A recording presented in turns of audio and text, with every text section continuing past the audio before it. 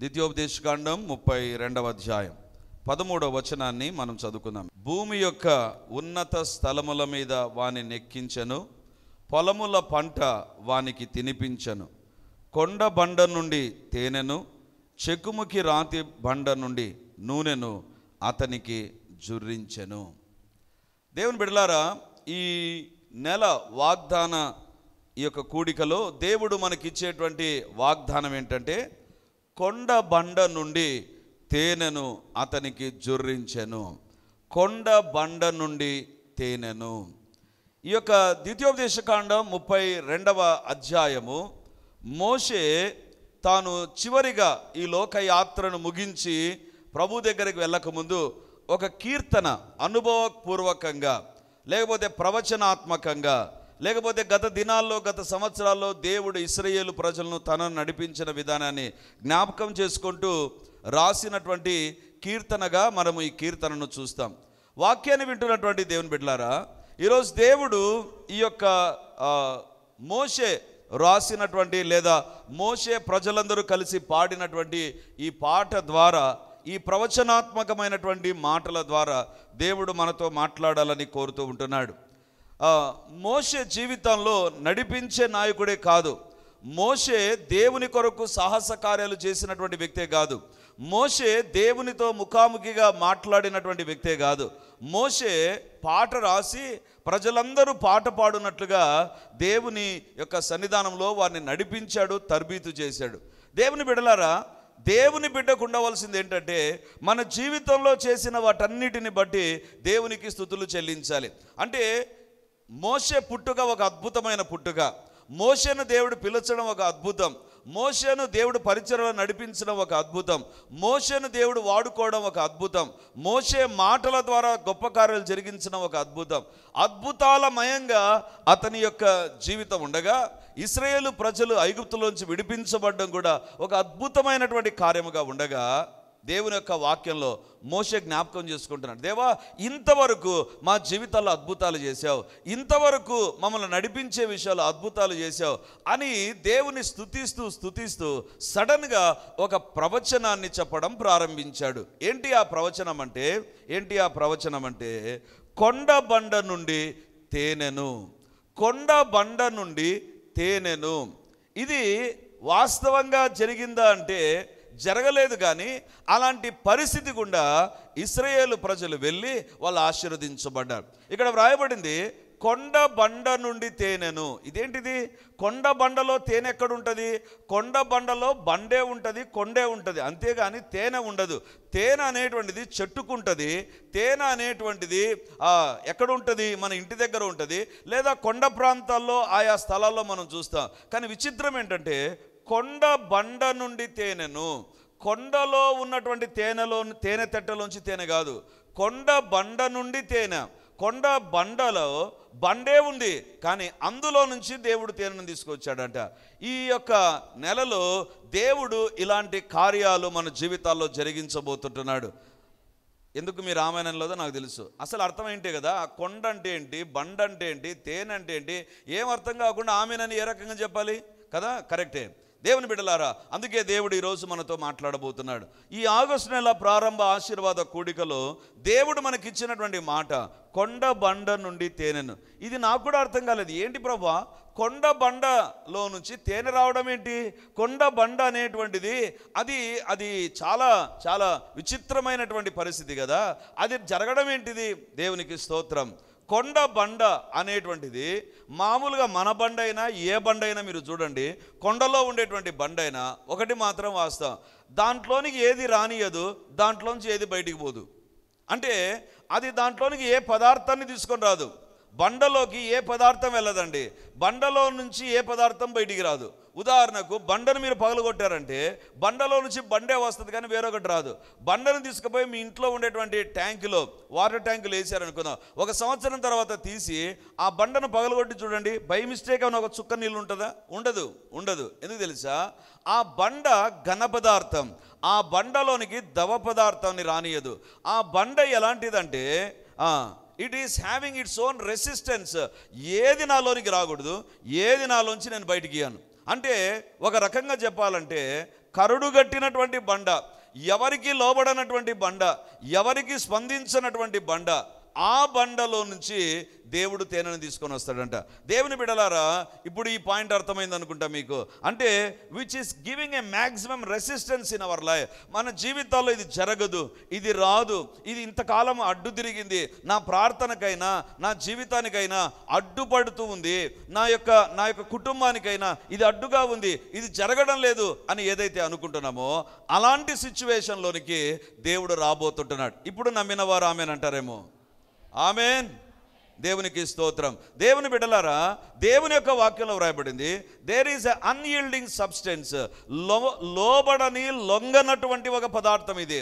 అంటే ఏదైనా నీళ్లు పోవాలన్నా కూడా దాని పైన పాచేస్తుందేమో కానీ దాని లోపలికి దేని రానియదండి, దాని లోపలికి ఏది రానియదు. It is అన్యీల్డింగ్ సబ్స్టెంట్. లోబడనటువంటి లొంగనటువంటి ఒక ఘన పదార్థం. ఇప్పుడు దేవుడు అంటున్నాడు, ఈ బండలో నుంచి ఈ కొండ బండలో నుంచి తేనె, ఈ కొండ బండలో నుండి తేనె. ఈ కొండ బండ మీద నుండి కాదు, బండ మీద ఏదైనా తేనె తిట్ట పెట్టిందంటే లేదు, అది కాదు దేవుడు చేసేది. కొండ బండలో నుండి తేనె, ఆ బండలో నుంచి తేనె వస్తుందంట.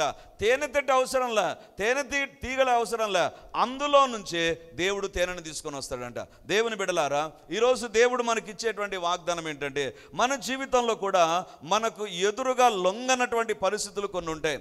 కొన్ని యొక్క పరిస్థితులు, కొంతమంది వ్యక్తులు, కొంతమంది జీవిత విధానం మన ఎదుట లొంగనటువంటిదిగా ఉంటుంది. It is beyond our capacity. మన చేత కాదు, వదిలేద్దామా, ఎందుకు ఇది అనేటువంటి పరిస్థితి ఉంటుంది, లొంగనటువంటిది ఉంటుంది. కానీ బైబిల్లో వ్రాయబడింది, ఇంతవరకు లొంగనవి ఇప్పుడు దేవుడు అంటున్నాడు అవి లొంగిపోబోతున్నాయి. హల్లెలూయా, హల్లెలూయా. ఇంకొక మాటలో చెప్పాలంటే, ఇంతవరకు విచ్ ఇస్ నాట్ రెస్పాండింగ్, ఏదైతే స్పందించదో, నీళ్లు పోసినా తీసుకోదు, లేకపోతే దాన్ని నీళ్ళలో పెట్టినా తీసుకోదు, నీళ్ళు ఎట్టి పరిస్థితుల్లో లోపలికి రానిది, ఏ ద్రవ పదార్థాన్ని కూడా లోపలికి రానియదు. అలాంటి ఒక బండను దేవుడు చూచాడు. అది కొండ బండను దేవుడు చూచాడు. ఆ బండను దేవుడు హ్యాండిల్ చేయడం ప్రారంభించాడు. వాక్యాన్ని వింటున్నటువంటి దేవుని బిడ్డలారా, ఇంతవరకు స్పందించినటువంటి, ఇంతవరకు మన ప్రార్థన కానీ మన యొక్క భక్తి జీవితాన్ని కానీ మన ప్రయత్నాన్ని కానీ ఏదైతే స్పందించకుండా ఉంటుందో, దేవుని యొక్క వాగ్దానం ఏంటి తెలుసా? I'm going to come up on that. దానిపైకి నేను దిగి వస్తా, దాని ఎదుట నేను నిలబడతా, దాని జీవితాన్ని నేను మార్చడం ప్రారంభిస్తా. వాక్యాన్ని వింటున్నటువంటి దేవుని బిడ్డలారా, కొన్ని సందర్భాల్లో అవి మన జీవితాల్లో ఏ రకంగా ఉంటుందంటే, ఆ బండను చూసినప్పుడు ఈ బండ నాకు అడ్డు బండగా ఉంటుంది, ఈ బండ నన్ను అడ్డుకుంటుంది, ఈ బండ నా జీవితంలో ముందుకెళ్లకుండా చేస్తుంది అనేటువంటి పరిస్థితి ఉంటుందండి. God is going to visit that stone. అలాంటి బండను దేవుడు దర్శించబోతుంటున్నాడు. దేవుని బిడ్డలారా, ఈరోజు దేవుని యొక్క వాక్యంలో మనము నమ్మాల్సిన విషయం ఏంటంటే, which is not going to happen, it is going to happen. ఏది జరగదో అది ప్రభు జరిగించబోతుంటున్నాడు. హల్లెలూయా. ఏది కలగదో అది కలగబోతుంది, ఏది లేదో అది రాబోతుంది, ఏది దేవుడు మనకి ఇవ్వాలని నిర్ణయించాడో అది ఇంతవరకు రాకుండా సాతాను అడ్డుకున్నాడా? Now it is a time we're going to receive it. అది మనం పొందుకోబోతుంటున్నాం. బైబిల్లో ఒక మాటను ఎదుట నేను ఉంచుతాను. లూకాసు వార్త 1వ అధ్యాయం 45వ వచనం చూడండి. లూకాసు వార్త 1వ అధ్యాయం 45వ వచనం. ప్రభు ఆమెకు తెలియజేయించిన మాటలు సిద్ధించును గనుక నమ్మిన ఆమె ధన్యురాలనెను. ఇక్కడ ఏ రకమైనటువంటి పరిస్థితి ఉంది అని మనం చూస్తే, ప్రభువు ఆమెకు తెలియజేయించిన మాటలు సిద్ధించును గనుక నమ్మిన ఆమె ధన్యురాలనెను. ఎవరంటున్నారండి ఈ మాట? ఎలిజబెత్ అంటుంది. ఎవరిని గురించి అంటుంది? మరియమ్మను చూసి అంటుంది. మరియమ్మను చూసి ఏముంటుందంటే, ఈ మరియ జీవితం ఎలాంటి జీవితం అంటే ధన్యమైన జీవితం. ఎందుకు ధన్యమైన జీవితం మరియ జీవితం అంటే, ప్రభువు ఆమెకు తెలియజేయించిన మాటలు సిద్ధించును గనుక నమ్మిన ఆమె ధన్యురాలనెను. ఎందుకు మరియ ధన్యురాలైందంటే, యేసు ప్రభువును గర్భము ధరించి 9 మాసాలు మోసి డెలివరీ అయిన తర్వాత భూలోకానికి ఒక రక్షకుడు ఇచ్చినందుక? Of course. కానీ దానికంటే ముందు మరియ ధన్యురాలైపోయిందంట. ఎందుకంటే ఆమె జీవితంలో ఒకటి ఉందంట, ప్రభువు ఆమెకు తెలియజేయించిన మాటలు సిద్ధించును గనుక నమ్మిన ఆమె. అంటే ఆమె ఏమి నమ్మింది తెలుసా? దేవుడు చెప్పిన మాట నా జీవితంలో నెరవేరుతుంది. ఏం చెప్పాడు దేవుడు? నీకు పెళ్లి కాలేదు, నీకు ఇంకా ప్రదానమే చేయబడింది, కానీ పరిశుద్ధాత్మ నీ మీదకి వస్తాడు, నీ పైకి దేవుని శక్తి వచ్చినప్పుడు పరిశుద్ధాత్మ ద్వారా నువ్వు గర్భవతి అవుతావు. ఆ మాట నమ్మిందండి ఆమె. అంటే స్త్రీ జీవితంలో మానవ చరిత్ర ప్రారంభమైనది మొదలుకొని ఎప్పుడు కూడా ఇది జరగలేదు. కానీ దేవుని యొక్క వాక్యంలో దేవుని దూత వచ్చి చెప్తుంటున్నాడు. దేవుడు కాదు చెప్పింది, దేవుని దూత వచ్చి చెప్తుంటాడు, అమ్మా నీవు కన్యకవు, పురుషుని ఎరుగని దానవు, కానీ నీ జీవితంలో ఒక కార్యం జరగబోతుంది. ఏంటి అంటే పురుష ప్రమేయం లేకుండానే దేవుని యొక్క కృపలో నీవు గర్భము ధరించబోతుంటున్నావు. Which is not possible. లోకంలో ఇది జరగదు. ఒక రకంగా చెప్పాలంటే ఇది జరగనటువంటి ఒక బండ లాంటిదే. కానీ ఆమె ఏం చేసిందంటే దాన్ని నమ్మిందంట. అందుకు ఎలిజబెత్ అంటుంది, నీవు ధన్యురాలవమ్మా. దేవుని బిడ్డలారా, మన జీవితంలో ఏది జరగదు, ఏది రాదు, ఏది కలగదు, ఏది మన జీవితంలో ఒక ఇంపాసిబుల్ అనుకుంటున్నామో, వెన్ వి బిలీవ్ దట్, అక్కడ దేవుని నమ్మితే ఎందుకు మోషే ఈ కీర్తన పాడుతున్నాడు తెలుసా? ఎక్కడ దేవుడు కార్యం చేయలేడు అని అనుకుంటామో అక్కడ నమ్మినాడు. ఎర్ర సముద్రం దగ్గర దేవుడు కార్యం చేస్తాడని నమ్మలేం మనం, ఎందుకంటే ఇంతకుముందు ఎప్పుడు జరగలేదు. కానీ మోషే ఏం చేశాడు తెలుసా? ఆ కొండ బండ దగ్గర దేవుని నమ్మాడు. అది స్పందించినటువంటి బండ, అది ఎవరికి లోబడనటువంటి బండ, లొంగనటువంటిది. అలాంటి పరిస్థితి దగ్గర మోషే నమ్మాడు. అందుకే అంటున్నాడు, కొండ బండ తేనెను దేవుడు అనుగ్రహించాడు. దేవుని బిడ్డలారా, ఈరోజు దేవుని వాక్యం ఏంటంటే, నీ జీవితంలో నీకు లొంగనటువంటిది, నీ ఎదుట లొంగనటువంటిది ఏదైనా సరే, నా దేవుని శక్తి పనిచేయునుగాక. నమ్మినటువంటి మరియ ధన్యురాలైపోయింది. ఈరోజు నమ్మిన ప్రతి ఒక్కరు ధన్యురాలుగా ప్రభు చేయునుగాక. దేవుని బిడ్డలారా, ఆమె ఎందుకు ఆశీర్వదించబడింది? ఆమెకు ప్రభు తెలియజేయించిన మాటలు సిద్ధించును గనుక, దేవుడు చెప్పిన మాట నెరవేరుతుందని నమ్మిందండి. మొట్టమొదటిగా నీ అద్భుతానికి అవసరమైంది ఏంటి తెలుసా? ఏముండదు అక్కడ, ఆస్కారమే ఉండదు. అయినా నమ్మాలి. అదే విశ్వాసం, అదే దేవుడిని ఎదుట నుండి కోరేది. మరియా అనుకోలేదు. ఎట్లా? దేవుని దూత చెప్పకముందు ఎలా సాధ్యమవుతుంది అన్నది ఆ తర్వాత సైలెంట్ అయిపోయింది. నమ్మింది, దేవుడు ఖచ్చితంగా జరిగిస్తాడు, దేవుడు చేయబోతున్నాడు ఇది అని. దేవుని బిడ్డలారా, నీ జీవితంలో, నా జీవితంలో నువ్వు గుడ్డిగా నమ్ముతావా, కళ్ళు తెరుచుకొని నమ్ముతావా, చర్చికి వచ్చి నమ్ముతావా, ఇంట్లో ఉండి నమ్ముతావా, ఇట్ డజంట్ మ్యాటర్. నీవు నమ్మేటువంటి వ్యక్తివైతే నీ కొరకు దేవుడు ధన్యమైన కార్యాలు చేయునుగాక. నా కొరకు, మన కుటుంబాల కొరకు, పరిచర్య కొరకు దేవుడు అందరూ ధన్యులు అని చెప్పేటువంటి కార్యములే ప్రభు జరిగించునుగాక. దేవుని బిడ్డలారా, బైబిల్లో సమయం లేదు కాబట్టి నేను రెఫరెన్స్ చెప్పకుండా మీ యొక్క తలంపులను తీసుకొని వస్తాను. బైబిల్లో 12 సంవత్సరాల నుంచి రక్తస్రావ రోగం కలిగిన స్త్రీ ఉందండి. బైబిలే చెప్తుంది, ఆమె అనేక వైద్యుల చేత తిప్పలు పడింది. వైద్యులు బాగు చేయకుండా ఆమెను ముప్పు తిప్పలు పెట్టారు. ఆమె జీవితం అంతా వైద్యుల ద్వారా ఎంతగా నలిగిపోయిందంటే, అంటే ఆ మాటను బట్టి చెబుతుంటున్నా, ఎంతమంది మంచిగా ఆమెను ట్రీట్ చేశారో, ఎంతమంది ఆమె దగ్గర ఈమెకు బాగాదని అర్థమైనప్పటికీ కూడా ఈమె జీవితంలో బాగుపడదు అనుకున్నప్పుడు ఆమె దగ్గర డబ్బు సంపాదించి తిప్పలు పెట్టారు. బైబిలే చెప్తుంది, తిప్పలు పెట్టారు. అప్పుడు ఆమె ఏమనుకుని తెలుసా? నేను ఆయన వస్త్రపు చెంగును ముడతాను. రాత్రి వాక్యాన్ని నేను చదువుతున్నప్పుడు నాకు అనిపించింది, వస్త్రపు చెంగును ఎవరు టచ్ చేస్తారండి? ఆ యొక్క ఏమంటారు, ఆ ప్యాంటు కుట్టేటువంటి వ్యక్తి, లేకపోతే ఆ డ్రెస్సు కుట్టేటువంటి వ్యక్తి ఆ చెంగు భాగాన్ని తాకుతాడు. ఇస్త్రీ చేసే వాళ్ళు తాగుతారు, లేదా ఉతికేటువంటి వాళ్ళు ఆ భాగాన్ని తాకుతారు. లేకపోతే ఆ వ్యక్తి యొక్క చెంగే చినిగిపోయిందంటే ఆ వ్యక్తి కుట్టుకుంటాడు. అంతేగాని వేరొకరు వచ్చి తాకి స్వస్థత నొందడం అనేటువంటిది జరగదు అది. అంటే వస్త్రపు చెంగులో స్వస్థత ఉందని బైబిల్లో ఎక్కడ రాయబడలేదు. ఇప్పుడు ఆమె అంటుంది, ఇది ఒక బండనే, ఎవరికి స్పందించినటువంటిదే ఇంతవరకు, ఎవరి దగ్గర లొంగనటువంటిదే ఇది. ఇప్పుడు నేను నమ్ముతాను, ఇది నేను నమ్ముతాను. దేవుని బిడ్డలారా, మన జీవితంలో ఏది లొంగదు అనుకుంటామో, ఏది జరగదు అనుకుంటామో, ఎక్కడ దేవుని కార్యం జరగదు అనుకుంటాం, అక్కడే నమ్మాలి, అక్కడే నమ్ముదుముగాక.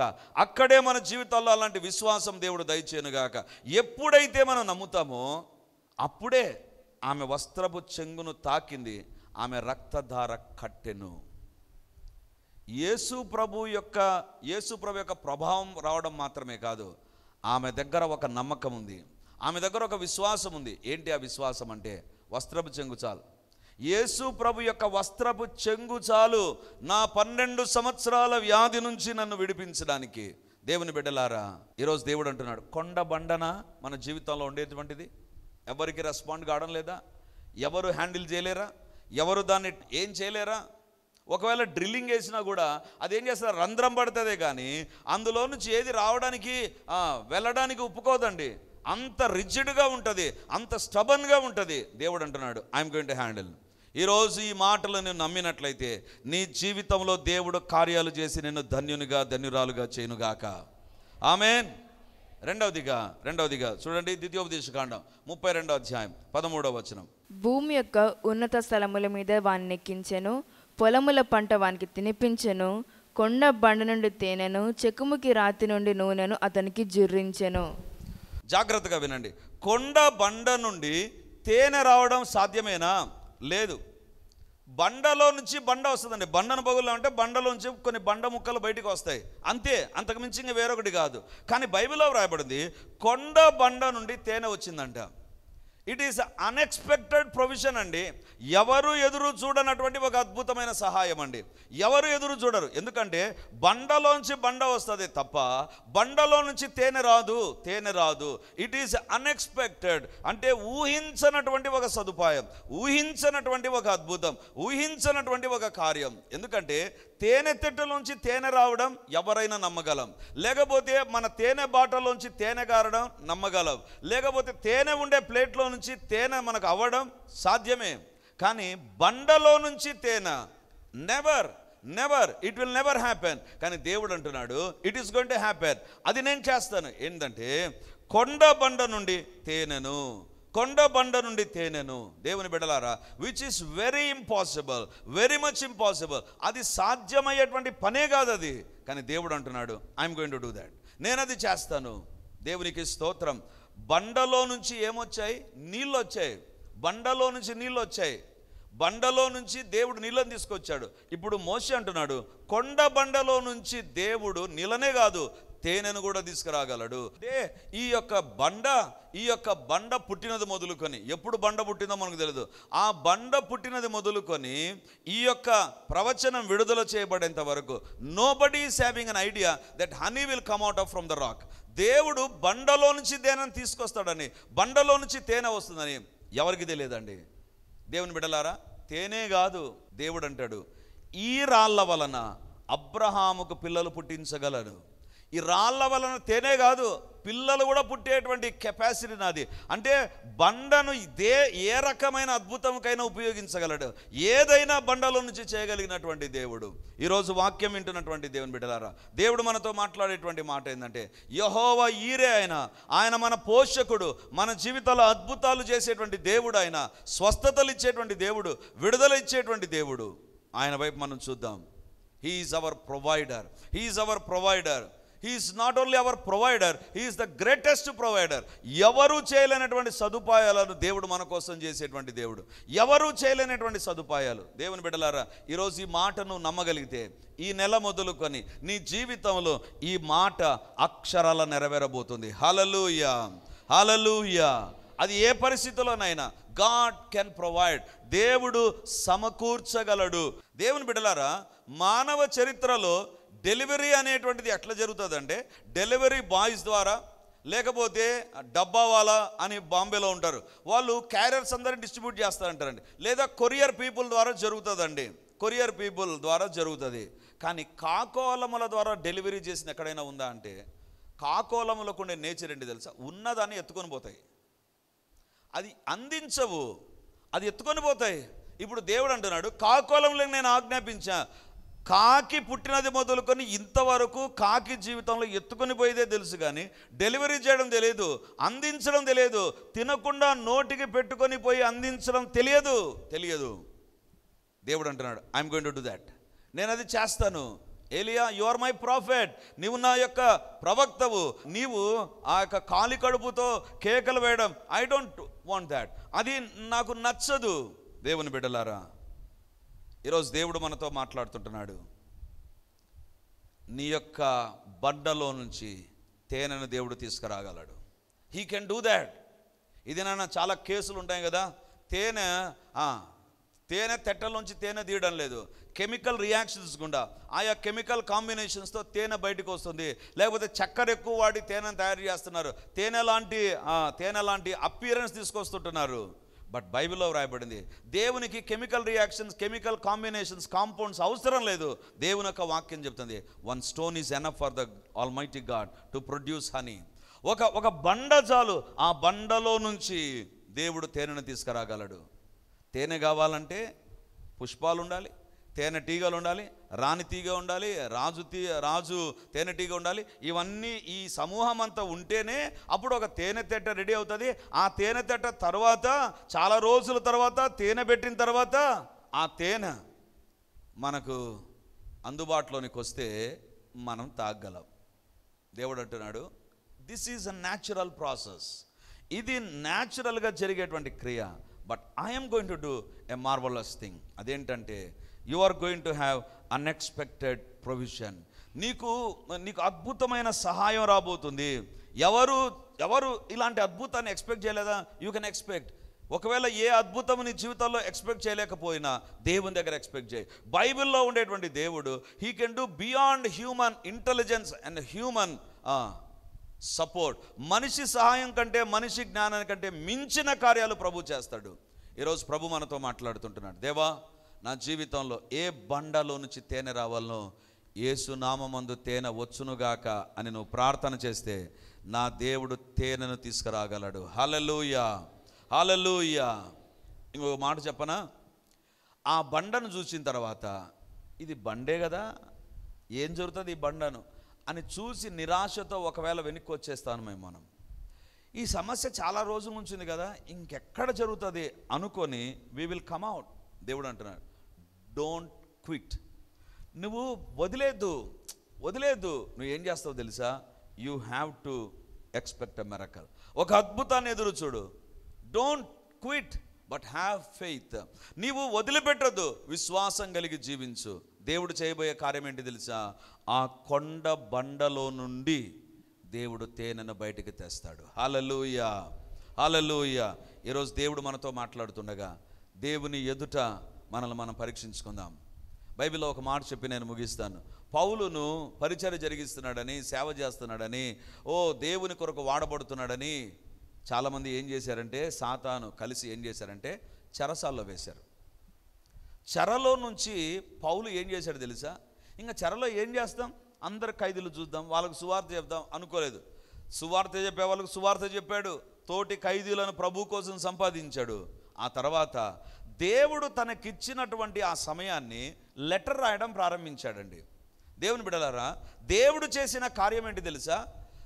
చెరసాలలో ఉంటూ ఒక లెటర్ రాస్తే అది నిరాశతో కృంగిపోయినట్టుగా బాధతో కాదు. అతడు రాసినటువంటి ఉత్తరాలు ఈ దినాన పరిశుద్ధ గ్రంథంలోనికి వచ్చేసాయి. అంటే దాని అర్థం ఏంటంటే, దేవుడు ఒక బండ లాంటి ఒక చెరసాల్లోనికి పౌలు వెళ్ళిపోయాడు. ఎప్పుడు వస్తాడో తెలియదు, ఏం జరుగుతుందో తెలియదు, ఇక సేవ ఏ రకంగా జరుగుతుంది అనుకునేటువంటి పరిస్థితిలో పౌలు ద్వారా దేవుడు ఒక ఘనమైన పరిచర్య జరిగించాడు. ఫిలిప్పీ పత్రిక చాలా ప్రముఖమైన పౌలు రాసిన పత్రికలన్నీ చెరలో నుంచి రాయబడ్డవే. మన జీవితంలో ఏ పరిస్థితి ఉన్నా కృంగిపోకూడదు. ఒకటి, నా దేవుడు కొండ బండలో నుండి తేనెను తీసుకురాగలడు. నా దేవుని నేను నమ్ముతున్నా అని ఆయన వైపు చూడగలిగితే, బైబిల్లో మరియతో ప్రభు దూత లేదా మరియతో ఎలిజబెత్ చెప్పిన మాట, ప్రభువు ఆమెకు తెలియజేయించిన మాటలు సిద్ధించును గనుక నమ్మినటువంటి మనము ధన్యులమవుతాం. నమ్మలేకపోయామా? ఇది ఎక్కడ జరుగుతుంది, ఇంతకాలం జరగలేదు కదా. బయటికి వెళ్ళిపోయిన తర్వాత, మన ఇంటి దగ్గరికి వెళ్ళిన తర్వాత పరిస్థితి అదే రకంగా ఉన్నప్పుడు అనుకుంటుంది, విన్నాం కానీ అట్లేగా ఉందే. కాదు, ఖచ్చితంగా దేవుడు మారుస్తాడు, ఖచ్చితంగా దేవుడు కార్యం చేస్తాడు, ఖచ్చితంగా ఈ బండలో ఉండే తేనె రాబోతుంది, ఈ సమస్యలో నుండే దేవుడు మహిమపరచబడబోతున్నాడు, ఈ సమస్యలోంచే దేవుడు గణపరచబడబోతున్నాడు అని ఎప్పుడైతే నమ్ముతామో, God is ready to do a greatest miracle. ఒక గొప్ప అద్భుతాన్ని ప్రభు చేయడానికి సిద్ధంగా ఉన్నాడు. ఏంటంటే, కొండ బండలో నుండి తేనె నీ కొరకు నా కొరకు రాబోతుంది. అందరం లేచి నిలబడదాం, ప్రభు ఎదుట మనం ప్రార్థన చేద్దాం. దేవా, ఈ విశ్వాసంతో నన్ను నింపు ప్రభా. నా జీవితంలో నేను నా బండ ఎదుట కృంగిపోకుండా, కొండ బండ ఎదుట కృంగిపోకుండా దేవా, అద్భుతాన్ని ఎదురు చూచేటువంటి ఒక గొప్ప విశ్వాసాన్ని నాకు దయచేయి, గొప్ప విశ్వాసాన్ని నాకు దయచేయి అని అందరం ప్రభు దగ్గర ప్రార్థన చేద్దాం. హల్లెలూయా, హల్లెలూయా. మన దేవునికి అసాధ్యమైనది ఏది లేదు.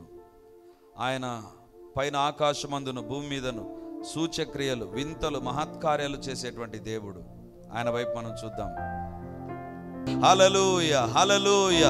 గొప్ప దేవానికి వందనాలు, శక్తి కలిగినటువంటి దేవానికి స్తోత్రాలు, సజీవుడానికి వందనాలు, సజీవుడానికి వందనాలు, సజీవుడానికి వందనాలు, సర్వశక్తి కలిగినటువంటి దేవానికి వందనాలు. యేసు నామమున అడుగుతుంటున్నారు, యేసు నామమున అడుగుతుంటున్నాను. ఈ వాగ్దానం మాకు ఇచ్చావు ప్రభా. కొండ బండ నుండి తేనెను తీసుకొని వస్తానన్నావు ప్రభా. అవును దేవా, మా జీవితంలో ఎలాంటి కొండలు ఉన్నాయో నీకు తెలుసు ప్రభా, ఎలాంటి అడ్డంకులు ఉన్నాయో మీకు తెలుసు ప్రభా, ఎలాంటి సవాళ్ళు ఉన్నాయో మీకు తెలుసు ప్రభా, ఎలాంటి సాతాను కార్యాలు మా జీవితాల్లో, మా కుటుంబాల్లో జరుగుతున్నాయో మీకు తెలుసు ప్రభా. దేవా యేసయ్యా, దిగిరండి ప్రభా, దిగిరండి ప్రభా. ఈ మాట సిద్ధించునని మేము నమ్ముతున్నాం ప్రభా, ఇది నెరవేరుతుందని మేము నమ్ముతుంటున్నాం ప్రభా. యేసు నామమందు, యేసు నామమందు ఆరోగ్యపరమైనదైనా, ఆర్థిక పరమైనదైనా, బిజినెస్ పరంగానైనా, లేకపోతే అప్పుల విషయంలోనైనా దేవా, ఎక్కడ అద్భుతాలు ఎదురు చూస్తూ ఉన్నా, విచ్ ఇస్ నాట్ పాసిబుల్ అనిపిస్తుందో అక్కడ దేవుని కార్యములు జరుగునుగాక. ఈ మాట నెరవేరునుగాక, ఈ మాట నెరవేరునుగాక.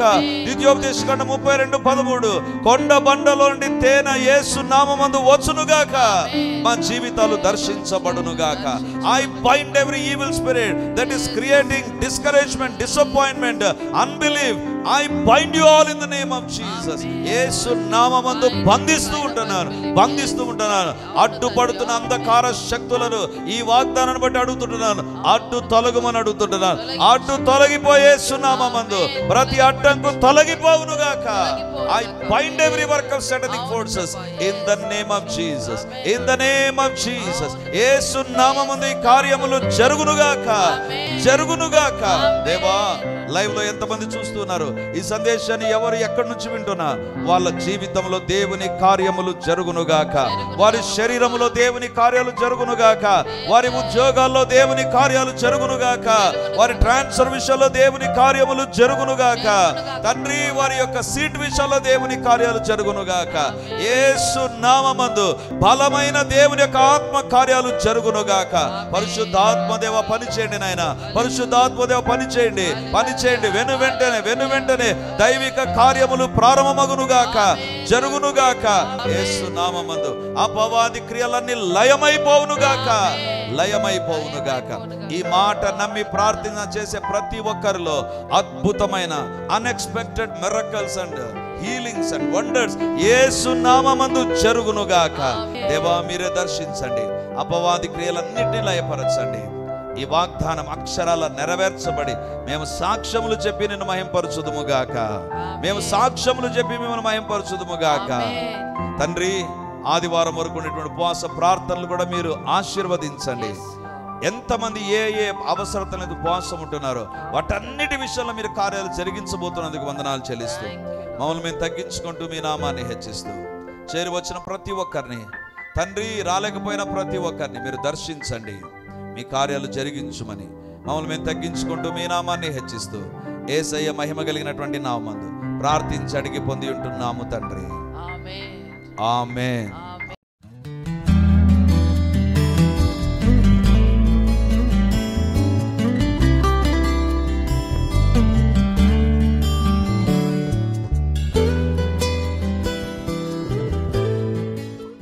Praise the lord. యేసుక్రీస్తు పరిశుద్ధ నామందు ఈ యొక్క విమోచన గడి అనే టీవీ కార్యక్రమాన్ని వీక్షిస్తున్నటువంటి దేవుని బిడ్డలారా, మీ ఒక్కొక్కరికి నా హృదయపూర్వకమైనటువంటి వందనాలు, శుభములు, ప్రార్థనలు తెలియజేస్తున్నాను. దేవుని యొక్క ఉచితమైన కృపను బట్టి ప్రతి ఆదివారం ఉదయం 9:30 గంటలకు మొదటి ఆరాధన రెడీమర్ చర్చిలో జరుగుతూ ఉంది. వందలాది మంది ప్రజలు హాజరై దేవుని దీవెనలు పొందుతుంటున్నారు. మీరు కడప చుట్టూ ఉండేటువంటి గ్రామాల్లో ఉండేటువంటి వారైతే, సమీపాన ఉండేటువంటి వారైతే ఆదివారం ఆరాధనకు తప్పకుండా హాజరై దేవుని దీవెనలు మీరు పొందాలని కోరుతుంటున్నాను. మీకోసం ప్రత్యేకంగా దేవుని యొక్క సందేశం, ప్రత్యేకమైన ప్రార్థనలు, వ్యక్తిగతంగా మిమ్మల్ని కలుసుకొని మీ గురించిన విషయాలు తెలుసుకొని ప్రార్థించాలని మేము సిద్ధంగా ఉన్నాం. కాబట్టి ఈ యొక్క రెడీమర్ చర్చ్ కడప నడిబొడ్డున ఉండేటువంటి కోట్రేడి సర్కిల్ దగ్గర నారాయణ కాలేజ్ ఎదురుగా ఉండేటువంటి ఇంతకుముందు ఉన్నటువంటి స్టార్ థియేటర్లో ఇప్పుడు జరుగుతూ ఉంది. కాబట్టి తప్పకుండా ఇతర ప్రాంతాల నుంచి వచ్చే వారికి కూడా బస్ ఫెసిలిటీ కూడా చాలా దగ్గరగానే ఉంటుంది. కాబట్టి తప్పకుండా మీరు మీ కుటుంబాలు హాజరై ఈ వాక్యపు దీవెనలు, ప్రార్థనా శక్తిని, దేవుని యొక్క అద్భుతమైనటువంటి సన్నిధిని ప్రతి ఆదివారం ఉదయం 9:30కు జరిగేటువంటి ఆరాధనలో హాజరై దేవుని దీవెనలు పొందాలని కోరుతూ ఉన్నాను. సాయంత్రం 7 గంటలకు కూడా 2వ ఆరాధన ఉంటుంది. తప్పకుండా ఈ 2 ఆరాధనలకు మీరు హాజరై దేవుని దీవెనలు పొందాలని కోరుతూ ఉంటున్నాను.